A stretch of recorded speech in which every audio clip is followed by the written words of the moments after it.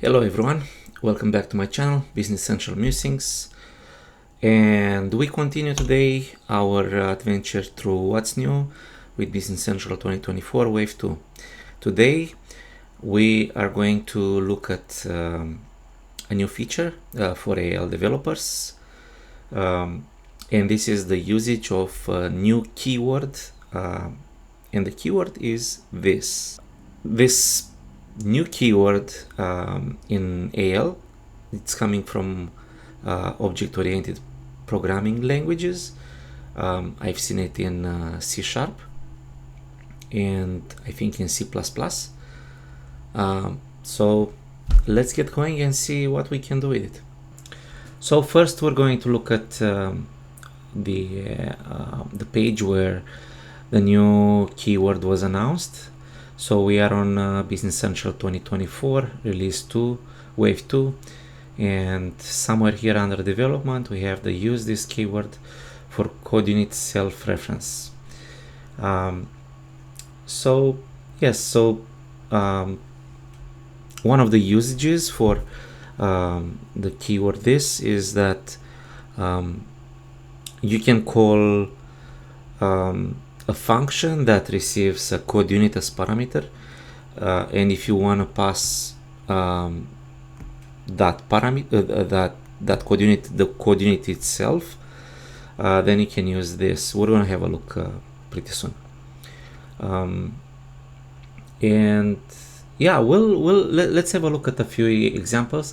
But before we jump into that, because I said this keyword this is coming from other languages, I found a documentation page, an MSDN documentation page on how this is used in C# and yeah, it is to refer to the current instance of the class. And there are some examples here, but we don't do C# here, we do AL. So let's move on into an example. We've got here an AL project, and let's have a look at what I did. So first we have a code unit called CU, and in this code unit I've got, of course, a trigger for on run. It's in here, and then I've got two functions, one that is internal and another one that's exposed to the outside, A and B, and we have a function that's receiving as a table, receiving as a parameter a table. So let's have a look first at what we have in the on run. So we have a function A which is internal, and we can see that we can call it in two different ways, with A and this dot A. So that's for local functions. We can call local functions with their name or with this. This sees, if it's a code unit, it sees the internal functions or the hidden functions, the hidden to the outside functions. B is a function that's exposed, it's not local, and we have the same success with calling B. B without this, so without the qualifier that is part of this code unit, and with the qualifier this. And then the last thing is we have an object caller, which is a code unit, and inside that code unit we have a function test this that receives this as parameter. So let's look at the caller code unit, which is here, and the function is, as you can see, is it is exposed to the outside, so we can see it from the outside. It's called test this and has as parameter one code unit, which is the first code unit, which is this code unit. So the idea is that I want to call from 5101 code unit another code unit that receives as a parameter my code unit. So 5102 has a function that receives as parameter code unit 5101, and to call the function from 5102 test this, we need to pass our code unit, which is we pass it by using the keyword this. So that's one the main reason why we got the code unit, the keyword this in AL. Then let's look at what other things we have. I've got here a table, and in this table we have two fields, an integer, an auto increment integer, and a text 1000. Text 1000. The primary key is the first field, and then on insert I tried a few things. So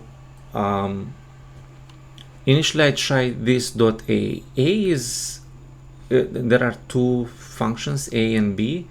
One is internal, so not visible from outside, and the second one is visible from outside because it's not hidden.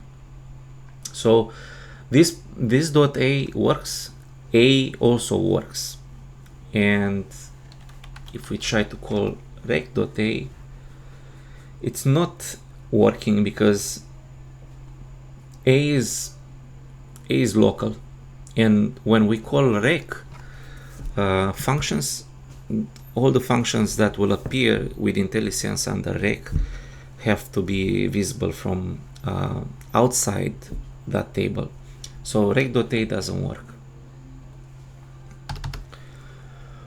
The same thing we did with function b, which is this time not internal, so it's exposed to the outside, and we can see that all versions of calling the function b work. I have a function in this table, setDescription, which I'm passing a parameter, and there are three ways of passing to filling up the description field that's part of this table, is with this description equal p description. So description being a field, if we hover over, we see we're accessing with this description, we're accessing the field, and we're initializing it with p description. Then disregard the fact that p description might be longer, but is to emphasize the usage of this. So the other way we can populate the field description is with rec.description, and we also initialize it with p description, which is our parameter. And we can also do it with description equal to p description. But what if, and let's comment this code here, what if we had the name of the parameter called description?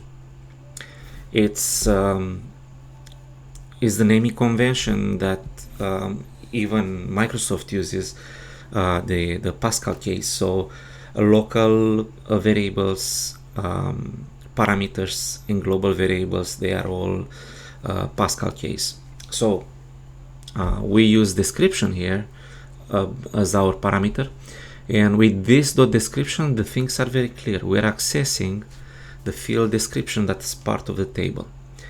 With rec.description, this is also clear because we decorate the name of the field with rec, and that's making things very clear. The same as with this.